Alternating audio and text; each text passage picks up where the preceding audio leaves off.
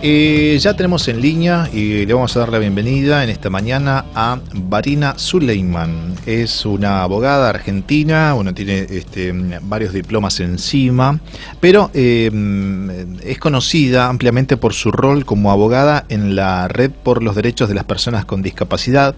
Viene a la mesa para charlar con ella sobre algo que nos llama sumamente la atención en este último tiempo y fundamentalmente en esta gestión libertaria: el destrato y casi humillación para sectores vulnerables, para sectores que necesitan una medicación que no llega, que no se compra, que es difícil, que tenés que hacer muchos trámites, que tenés que revalidar no sé qué cosa.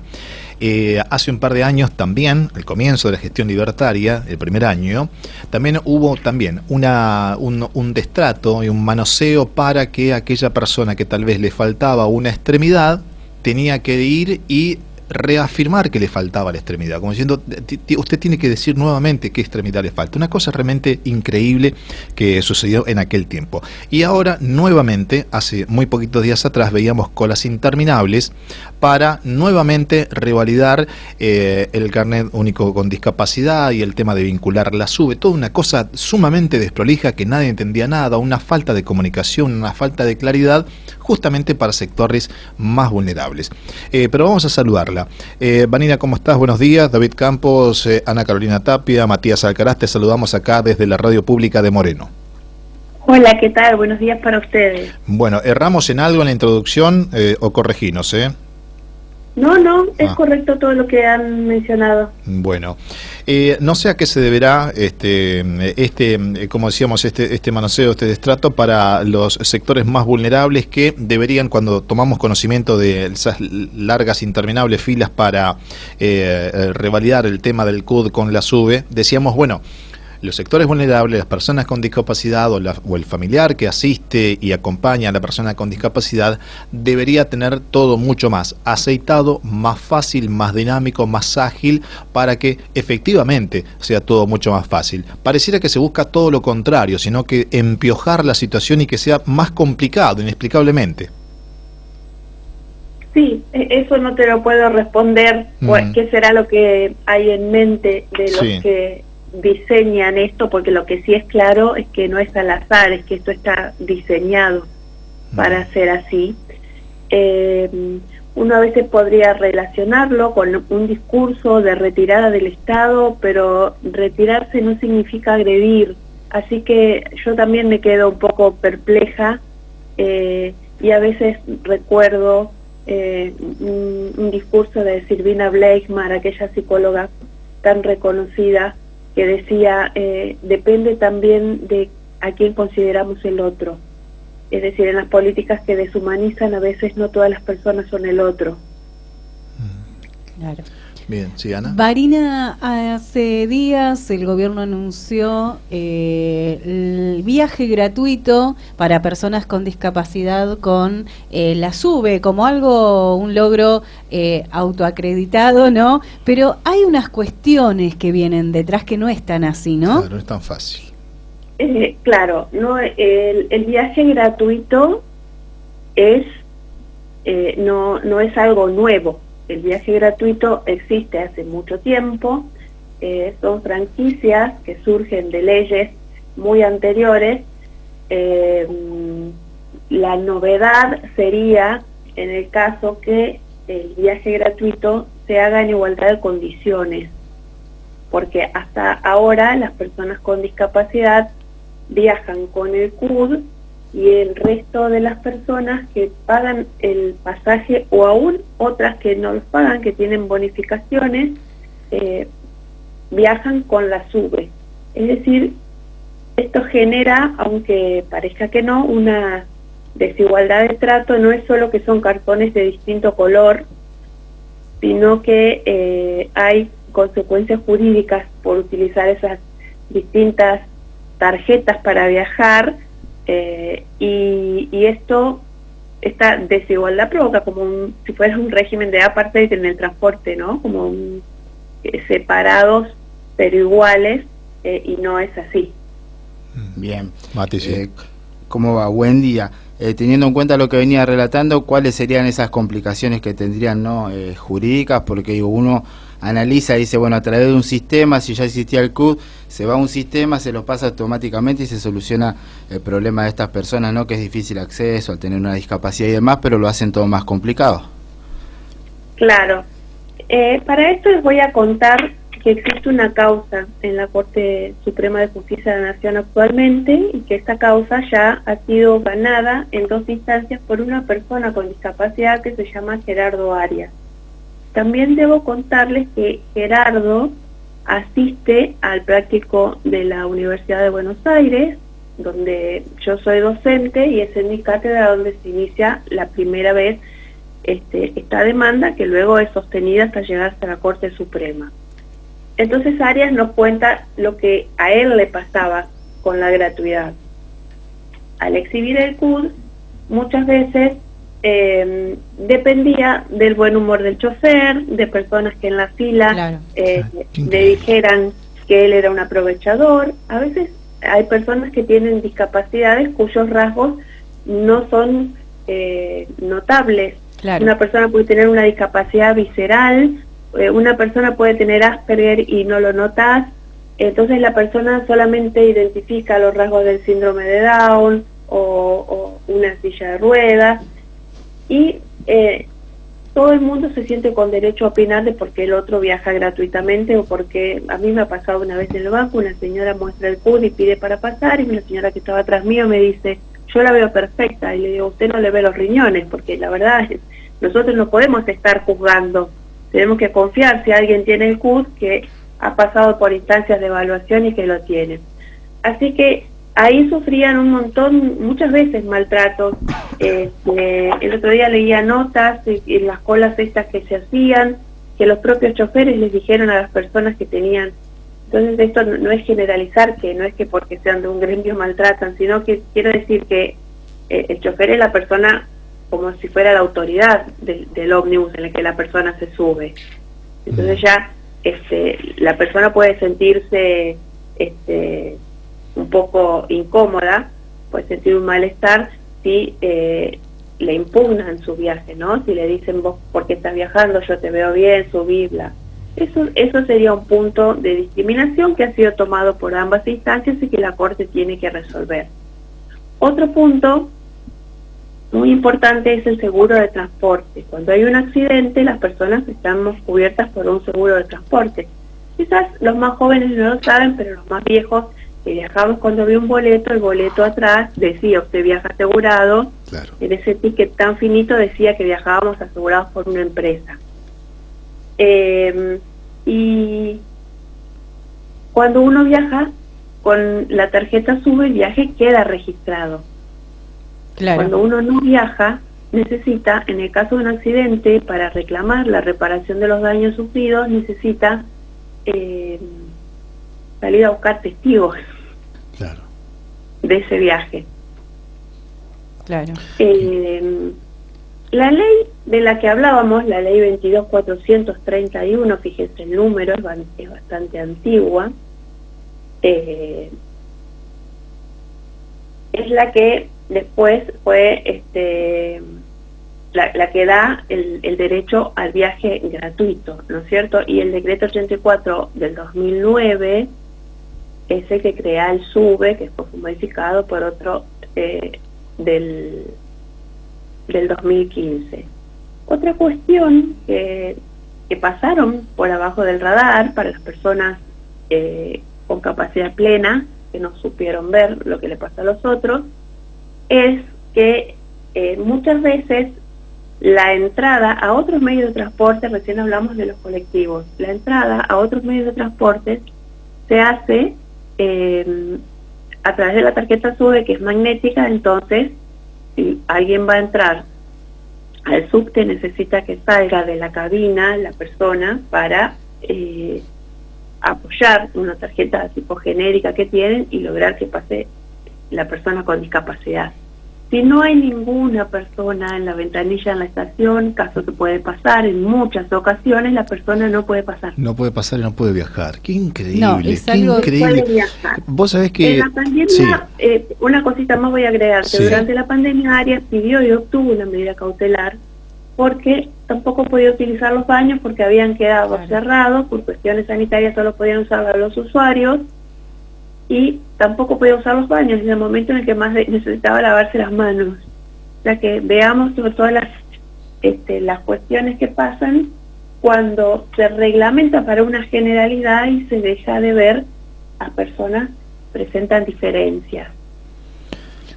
Te vamos escuchando, Varina, y nos tratamos de empatizar todavía más con las personas con discapacidad o con la familia o con la persona que tiene que acompañar, y pasar todas estas peripecias no corresponde, ¿no?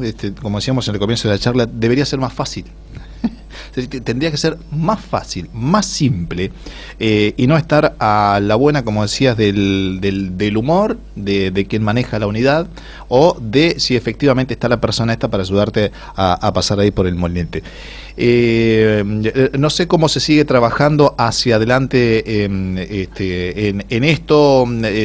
Son reclamos puntuales, individuales. ¿Hay manera de hacerlo de manera colectiva? ¿Cómo se articula eso? La acción es colectiva. Bien. La acción que nosotros iniciamos es colectiva, abarca a la Ciudad Autónoma de Buenos Aires y los municipios de la provincia de Buenos Aires, que son varios, se podría decir por alfabeto: Almirante Brown, Avellaneda, Berazategui, o sea, son varios, terminando hasta Zárate.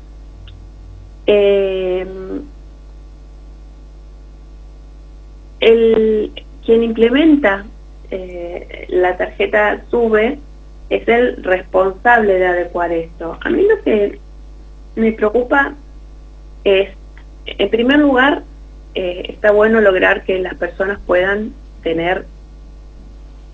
con discapacidad puedan viajar con su tarjeta SUBE en estos transportes que dependen del Estado Nacional.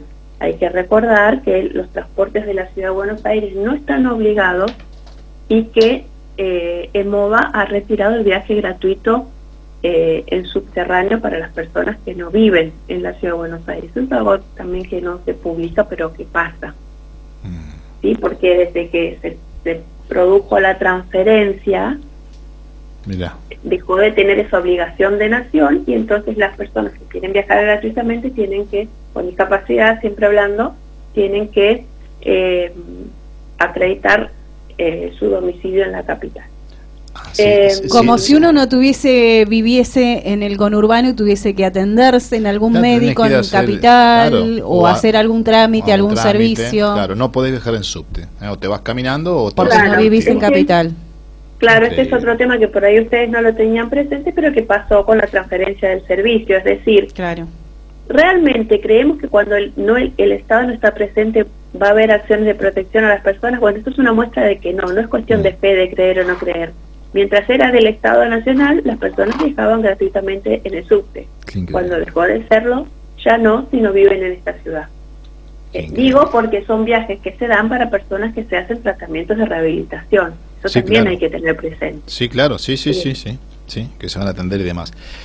Bueno, como la forma en que esto sigue es, la Corte tiene ahora que decidir. ¿Por qué? Porque en las dos instancias está dicho que hay discriminación, que hay distinto trato, se han dicho los derechos afectados y se ha dicho que hay que solucionarlo, que hay que poner en pie de igualdad.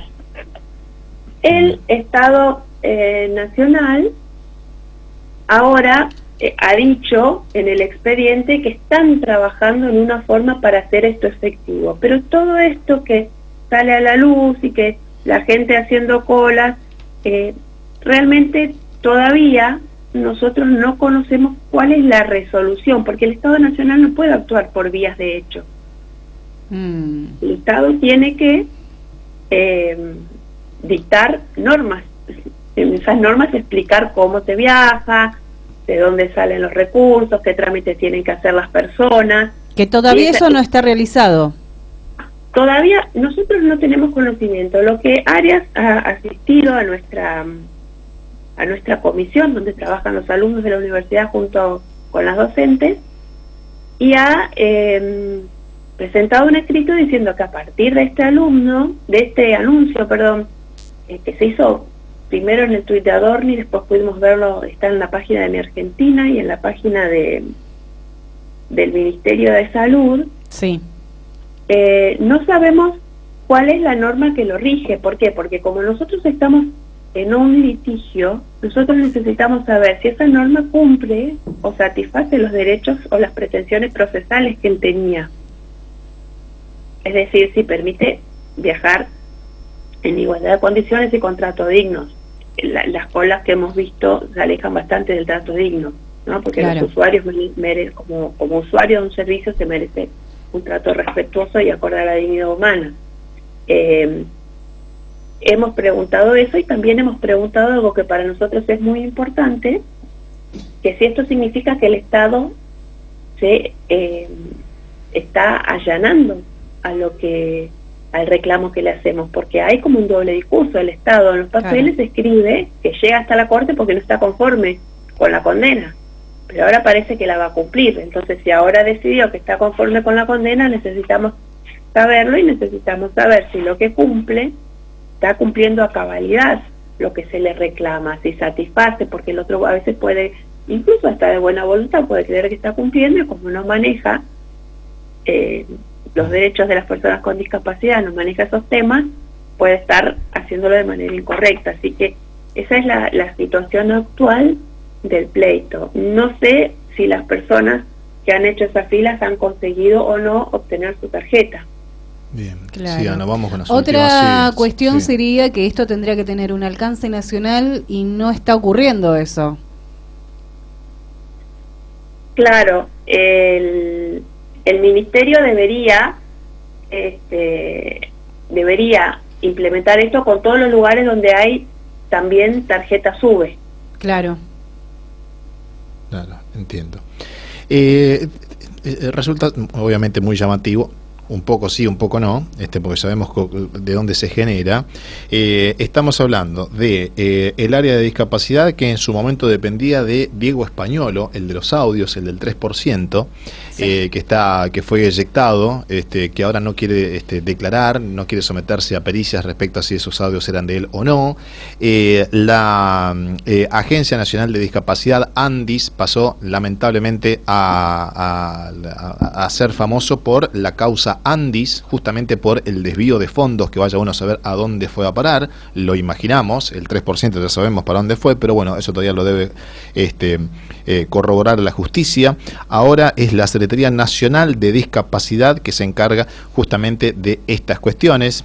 Sabemos también que nosotros para viajar con la SUBE tenemos que validar las SUBEs. Obviamente hay una SUBE que es mía, con mi nombre, con mis datos. Por eso, si tengo el CUD, que es mío, que tiene mis datos, si tengo la SUBE que está validada, que es mía, bueno, resulta muy extraño, ¿no? Porque no puede todo ser mucho más fácil, pero bueno. Son los tiempos. Marina, te agradecemos muchísimo la comunicación, muchísimo el conocimiento compartido con nosotros.